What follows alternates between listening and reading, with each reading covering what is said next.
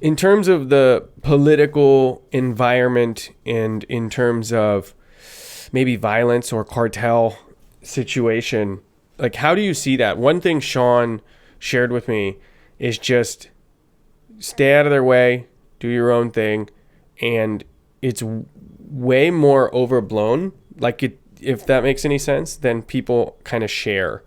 That a lot of people that move down to Mexico feel safer than they do in the U.S. or North America as a whole. Are you seeing that too? I mean, I could imagine he's not alone in that. Well, yes and no. There are regions of the country where I would emphatically tell you not to go. There are other regions in which you will probably don't even don't even see anything happening around it. Um, I agree that media sometimes overblows just what happens right now. I mean, you cannot really deny what Mexico is going through with in regards to that to the cartels and the drugs and etc. That is a very complex topic. And if you look at big cities and some medium-sized cities, you're going to probably be okay. There are some regions in the country in which cartels actually dominate, and their presence is well known, is well perceived. Not well perceived that they accept it, that people accept it, but they know they're there. And probably there, if you live in a community like that, it's a good idea not to mess with them and, just stay away from them. But you cannot deny that there is a situation in the country. Now, I do agree with Sean in the fact that there are dangerous areas, dangerous cities, or dangerous areas within a city, probably in every country in the world. You have drug cartels here. You have Chinese mafia in China. You have La Cosa Nostra in Italy, and you have gangs in the U.S. And you know, there's there's danger everywhere probably. And if you start looking for danger, you're gonna find it. So you probably want to look another way and try to move yourself around safer areas. Um, but again, we cannot deny the fact that we do have an issue. I know for a fact that the government is working on it. Hopefully, they're going to do a better job than the last administration. I think they will, um, because of how what the big opportunity as a country we have, and they definitely want to take a chunk of that opportunity. So in order to do that, they need to do something about security. But right now, for instance, I mean, Sean lives in the beach. He lives in a nice community where there's a lot of American, Canadian, and European people living, and of course, that's a protected environment. Um, if you go to a city like Culiacan, well, probably you're gonna realize you're not safe there right now. That's probably gonna pass eventually, somehow, some way, someday. When is that gonna happen? How is that gonna happen? We don't know, but it's gonna eventually gonna pass. Um, Do you see this? So the more and more, there's just no way to avoid this. And this is one of those areas that if you want to say pass, feel free. But the more and more Mexico and America become tied, right? Tied together in partnerships in business. The more and more it becomes a national security implication to have certain things either stop, go away, or change and evolve. Do you see the way El Salvador handled their situation? Anything remotely like that happening within Mexico? I don't think so. I don't think the current government has um, the courage. I was going to say, I was going to explain it in a different way, but I don't think the government has the courage to do something even close to that. And you get into a very tricky topic as well, like is the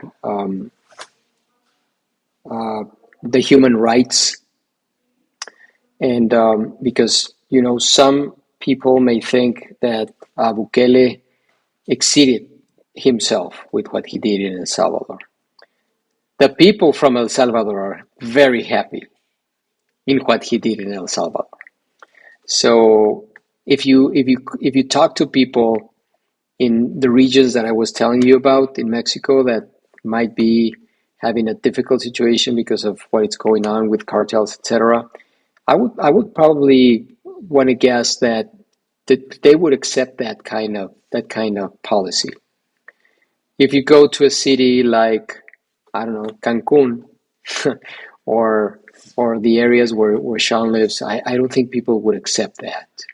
So it's really what how you look into it. Um, I don't think it's going to happen in Mexico. I mean, at least in the way El Salvador has done it.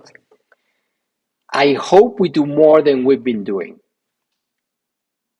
That is a fact, and force has to be used.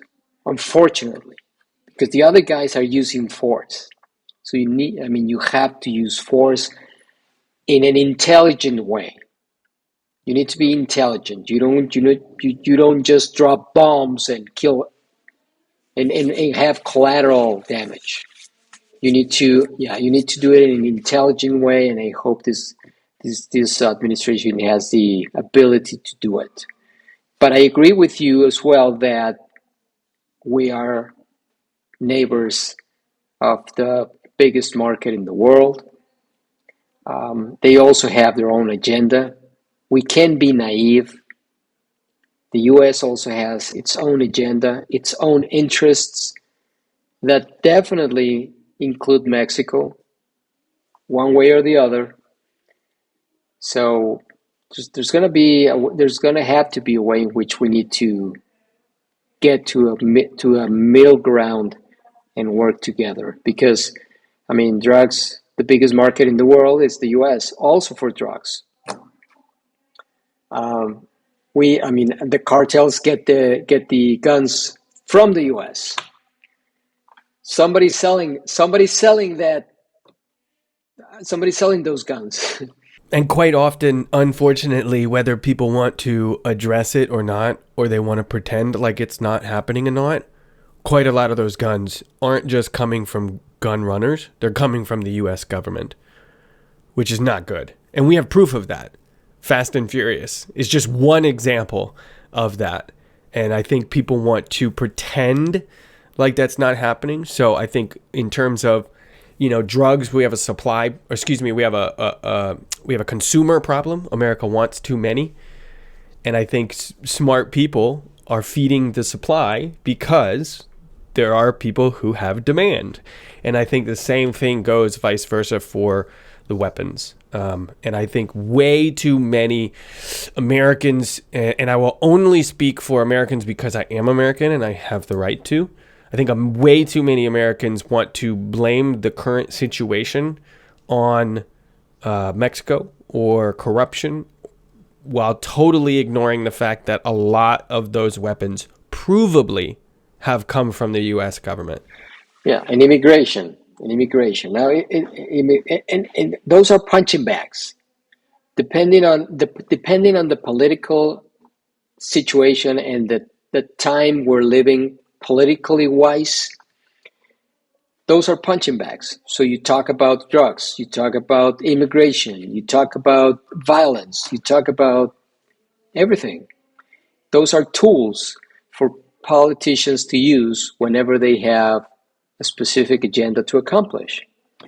And that's unfortunate because, I mean, it's people and its lives in the middle. And well, you see, but that's why I think it is a very, very complex topic. Um, I mean, each country will probably defend its position.